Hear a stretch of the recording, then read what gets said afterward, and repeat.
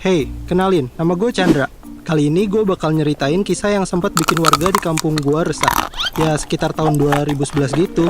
FYI, kampung gue ada di kota Probolinggo, Jawa Timur. Kebetulan waktu itu gue lagi skripsian, jadi lebih sering di rumah ketimbang di kosan. Gue kasih tahu ya, di rumah gue itu ada nyokap, bokap tiri, dan adik kandung gue. Bokap tiri gue ini punya usaha jual beli mobil bekas, yang notabene-nya agak sering nyimpen uang cash di rumah. Uang cash itu dari hasil penjualan mobil yang mana nggak sempat disetorin ke bank hari itu juga. Ya namanya juga tinggal di kota kecil, jadi perputaran uang cash lebih banyak daripada non fisik atau via transfer rekening. Apalagi saat itu masih di sekitar tahun 2011. Waktu itu seinget gua ada pembeli mobil bekas yang deal sekitar pukul 9 malam. Dia datang ke rumah dengan bawa uang cash ratusan juta. Dan karena bank udah tutup, intinya uang itu bakal disimpan di brankas yang ada di kamar nyokap gua.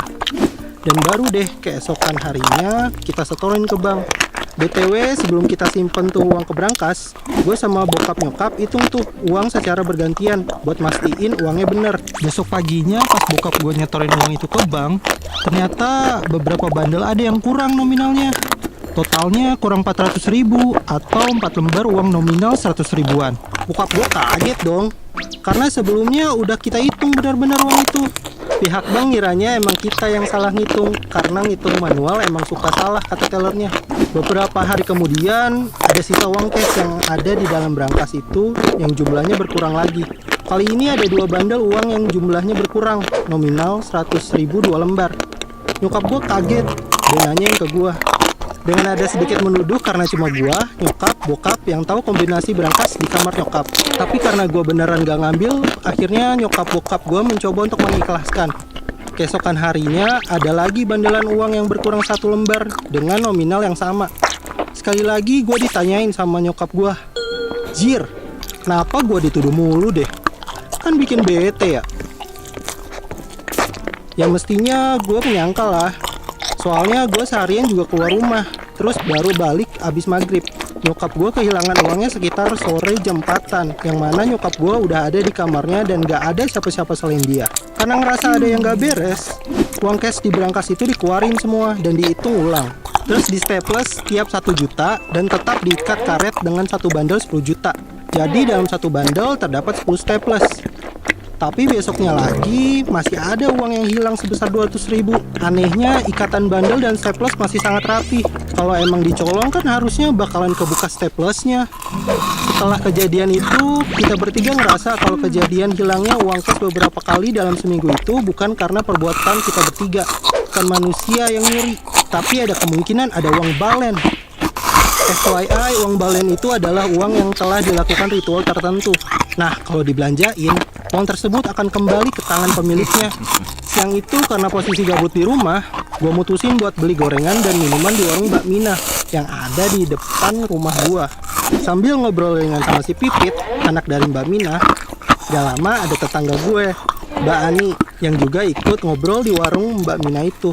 Di tengah obrolan ringan itu, si Pipit buka obrolan kalau Bu RT habis kehilangan uang 2 kali dalam 2 hari yang berurutan. Bu RT curiga kalau ada tuyul yang masuk rumah dia. Habis Mbak Ani menanggapi obrolan Pipit itu dengan mengatakan bahwa 2 hari yang lalu suami Mbak Ani juga telah kehilangan uang 100 ribu. Loh Pit, suamiku loh juga habis kehilangan duit. Jadi dia kan habis pulang dari trayek Bali Probolinggo. Uang bayaran dari majikannya itu hilang 100 ribu. Dan itu juga 1 lembar di dompet dia. Jadi sisa beberapa lembar uang 50 ribu doang. Terus gua timpalin tuh, "Mbak, di rumahku loh juga beberapa hari ini uang mamaku hilang. Tapi nggak banyak mbak, paling banyak 2 lembar 100-an.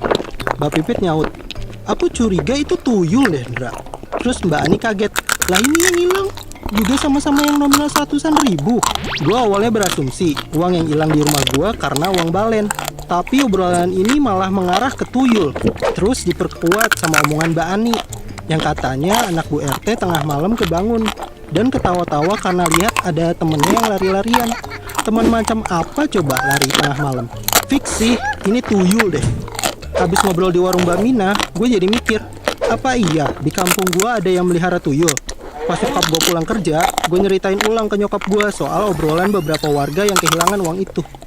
Ternyata nyokap gue sempat denger kalau Mbak Imah yang jualan baju kredit door to door itu juga habis kehilangan uang cashnya. Semua semakin jelas. Sore itu gue diminta tolong sama nyokap gue buat nyetorin aja nih uang yang ada di brankas ke ATM. Ya gue iyain aja deh sebagai antisipasi, takut nantinya hilang juga. Nyokap juga minta tolong sama gue untuk nukerin nominal 100.000 jadi 50 ribuan dari uang di dompetnya. Tapi ada yang lupa. Ternyata uang di dompet gue masih ada yang belum ketuker. Terus gue ngebatin, alah cuma 250.000, yang nominal 100.000 cuma satu lembar, gak mungkin hilang kan. Keesokan paginya karena gue kepo, bangun tidur gue cek dah tuh di dompet. Uang gue hilang juga anjir. Dan yang hilang uang nominal 100.000 satu lembar. Perasaan gue waktu itu kesel dan nyesel. Kenapa kemarin sore gue gak nukerin uang nominal 50.000 aja? Siangnya gue mampir lagi ke warung Mbak Mina buat curhat soal uang gue yang hilang. Terus gak berselang lama ada tetangga gue yang namanya Mbak Cahya lewat di depan kita. Ya namanya orang di kampung pasti basa-basi ngajak mampir dulu lah. Mbak Cahya nolak dengan alasan uangnya udah habis buat beli susu, jadi gak mau mampir-mampir dulu. Terus kita mikir, boros amat susu anaknya, padahal belum ada umur setahun. Terus susunya kepake buat apa ya? Apalagi gue sempet curiga sama Mbak Cahya, karena dia orangnya tertutup gitu. Tiap maghrib dia suka keluar rumah. Sorenya gue cerita ke nyokap soal obrolan tadi siang. Nyokap baru ingat kalau ibu dari Mbak Cahya itu dulunya pernah ikut pesugihan. Itu dikasih tahu sama yang bersangkutan langsung ke ibu-ibu di kampung sini. Buset dah, mama barbar ini mah. Pas dulu ibunya Mbak Cahya itu sampai kemana-mana mencari pesugihan. Salah satunya ke Gunung Lamong di Lumajang dan Gunung Kawi di Malang. Tapi hasilnya malah zonk dan nambah hutang di mana-mana. Tapi itu dulu sih. Sedangkan sekarang rumah yang ditempati sama Mbak Cahya, suami dan ibunya udah bisa dibilang bagus banget buat standar orang kampung. FYI, Mbak Cahya itu cuma ibu rumah tangga. Ya kalau sekarang mah susah curiga, soalnya bisa jadi freelancer, jualan all shop. Lah ini, kan waktu tahun 2011, apalagi di kota kecil kayak gini. Duit dari mana? Sedangkan maaf ya, tanpa ada maksud merendahkan, ibunya sekarang jualan di pasar. Suaminya buka bengkel motor yang emang sepi. Dan setiap maghrib, Mbak Cahya sama suaminya naik motor ngelewatin rumah gua. Nah, tapi ada yang aneh. Mbak Cahya kayak duduk jauhan sama suaminya. Kayak di antara keduanya ada space kosong yang lumayan luas gitu. Gua yang lihat sama nyokap gua ngerasa itu hal yang aneh. Mah, itu loh Mbak Cahya, kok boncengan jauh-jauhan ya? Jangan ngegibahin orang kamu. Biarin apa sih? Jawab nyokap gua. Akhirnya gua masuk ke dalam rumah buat sholat maghrib. Semenjak itu tiap mau maghrib, gua pantau dari dalam jendela rumah.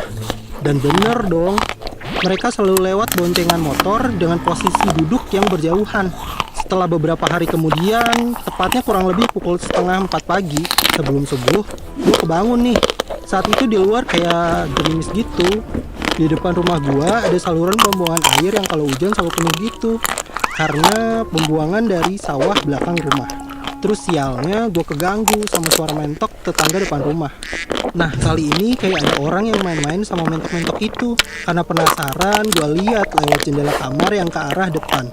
Ternyata bener, ada anak kecil yang lagi main-main ngejar mentok itu. Awalnya gue gak ngerasa ada yang aneh, mungkin karena gue juga masih baru bangun kali ya. Terus gak lama otak gue mulai bertanya-tanya, anak siapa yang main di luar rumah jam segini? Dan gue curiga kalau itu tuyul. Terus gue buru-buru ke kamar nyokap gue. Gue bangunin nyokap gue. Mah, bangun mah, ada tuyul di halaman depan. Nyokap gue kaget dan langsung bangun. Terus ngikutin gue ke ruang tamu. Posisi kamar gue emang sebelahan sama ruang tamu. Terus kita bertiga mengintip dari jendela. Bocil itu lari ke sana kemari sambil mengejar mentok-mentok itu. Sesekali ketika berbalik arah, gue bisa lihat muka itu tuyul. Kepala tuh tuyul nggak semuanya botak, masih ada rambut di bagian depan. Wajahnya kayak orang dewasa. Tingginya juga nggak pendek-pendek banget. Bola matanya warna hitam. Di bawah lingkar matanya juga cenderung gelap. Terus gigi taringnya kelihatan lumayan panjang. Pokoknya beda sama manusia pada umumnya. Daun telinganya juga kelihatan sedikit meruncing di ujung atasnya. Nah, si tuyul itu nggak pakai baju atasan. Cuma pakai celana pendek lusuh dan terlihat menggembul. Sekilas emang kayak pakai popok pampers anak. Badan gue auto merinding disco. Gak lama ternyata tuyul itu sadar kalau kita lagi ngawasin. Terus Dia buru-buru pergi dan coba buat ngilangin jejaknya. Gue sama bokap coba cari jejak kemana arah tuyul itu kabur. Dan kita dapat jejak bekas lumpur yang masih basah itu mengarah ke pintu masuk rumah yang tak lain adalah rumah Mbak Cahya. Jejak kaki bekas lumpur itu berukuran lebih kecil daripada ukuran orang dewasa. Dari situ kita langsung menarik kesimpulan kalau memang yang dijebahin orang-orang kampung itu benar adanya. Akhirnya kita mulai antisipasi dengan gak nyimpen uang nominal 100.000 di dalam rumah, alias uang yang berwarna merah. Beberapa hari lalu gue udah gak dengar kabar soal uang hilang dari warga sekitar. Tapi ada yang lebih mengerikan. Anak-anak tetangga gue yang pulang dari ngaji, mereka sempat ngelewatin lompongan. Biar gak bingung, lompongan tuh sekitar antara dua rumah gitu kalau di kampung gue. Nah, terus anak-anak itu ngedenger suara tangisan dari tanah. Kebetulan di situ dikubur ari-ari bayi yang di atasnya ada kurungan ayam dan kembang setaman. Nah, pas dibuka kurungannya, wah, ada kepala berlumur darah yang nyengir terlilit usus, woy. Sontak bocil-bocil ini lari dan lapor ke Pak RT. Yang bikin resah tuh, ini masalah bukan sekali atau 2 kali, melainkan berkali-kali. Keesokan harinya, Pak RT ngumpulin orang-orang yang pada kehilangan uang secara misterius itu. Kita semua berdiskusi bagaimana caranya untuk memecahkan masalah yang meresahkan warga kampung gua. Akhirnya kita berencana untuk menyampaikan secara langsung kepada Mbak Cahya apa yang sudah kita alami. Termasuk gua dan bokap yang pernah lihat tuyul itu secara langsung. Pak RT, gua, bokap, dan ortu dari bocil-bocil yang anaknya lihat setan di lompongan itu. Kita langsung menyampaikan apa yang ada tanpa basa-basi lagi. Yang gue ingat, Pak RT memohon agar Mbak Cahya kalau memang akan tetap menjalankan peliharaan tuyul itu agar tidak beroperasi di daerah sekitar kampung gua. Kalau dipikir-pikir ini kocak sih ya. Masa boleh beroperasi asal nggak di kampung gua? Haha. Tapi deh, itu kan dulu. Nah, terus Mbak Cahya dan suaminya tuh awalnya ngelak. Tapi setelah kita menjelaskan secara detail apa yang telah kita alami beberapa hari sebelumnya, akhirnya kedua suami istri itu meminta maaf kepada kami dan berjanji akan menghentikan peliharaan mereka. Beberapa bulan kemudian, Mbak Cahya telah pindah dari kampung gua. Mereka berdua beli rumah di perumahan baru di kampung sebelah. Rumah barunya juga terlihat mentereng dengan cat dominan warna merah yang begitu cerah. Dan warga di kampung gua juga udah gak pernah ngalamin kehilangan uang secara misterius lagi. So, bisa disimpulkan meskipun zaman udah maju, semua pintu rezeki udah dibuka luas, masih aja ada orang yang berpegang sama bantuan setan. Padahal kalau kita mau usaha, rezeki bisa datang dengan sendirinya. Jadi